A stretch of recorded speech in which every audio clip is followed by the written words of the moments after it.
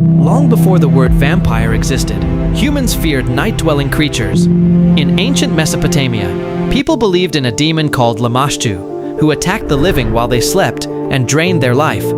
Similarly, in ancient Greece, legends told of Lamia, a creature that preyed on humans and drank blood. These early myths show a disturbing truth. Humans have always feared creatures that feed on life itself. Gray F. McCracken, folklore scholar, says, vampire legends reflect humanity's oldest fears, not just superstition. They explain death, disease, and the unknown. Vampire myths in just about every culture you look at. The vampire legend truly took root in Eastern Europe during the early 18th century, known as the 18th century vampire panic in Europe. In remote villages of Serbia, Romania, and Bulgaria, villagers believed that some dead people returned from the grave. These undead were said to visit families, draining life from loved ones. When strange illnesses spread through villages, fear turned into action.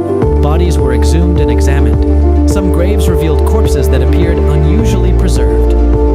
Elizabeth Miller, historian of vampire folklore, explained, many vampire stories arose from misunderstandings about the natural process of decomposition, but to people at the time, these signs were terrifying proof of the undead.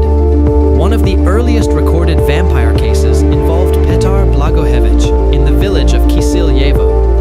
After his death in 1725, villagers reported that Blagojevich returned at night, visiting their homes. Several villagers became ill or died, claiming he had drained their life. Officials were called to investigate. When Blagojevich's grave was opened, witnesses reported that his body appeared fresh, and blood was visible around the mouth. Terrified villagers drove a wooden stake through the body.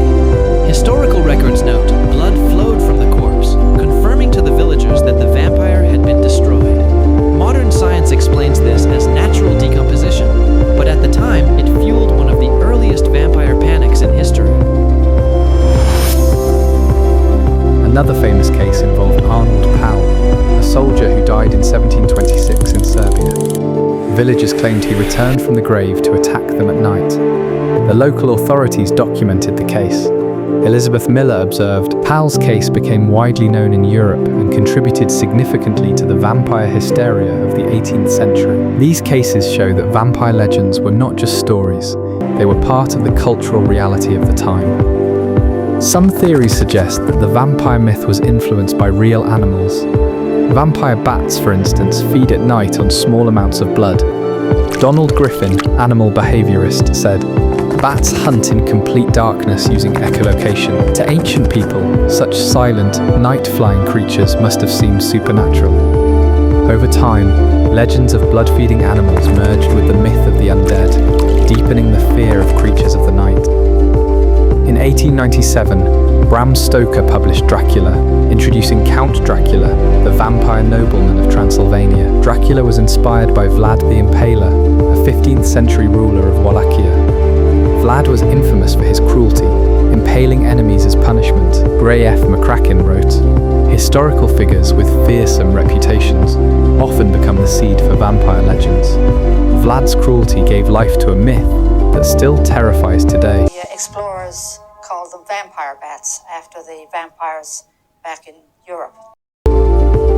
Witches and dark magic. Vampires often appear alongside witches in folklore. During the 16th and 17th centuries, Europe and colonial America were gripped by witch trials. The Salem witch trials accused women like Tituba and Sarah Good of dark magic.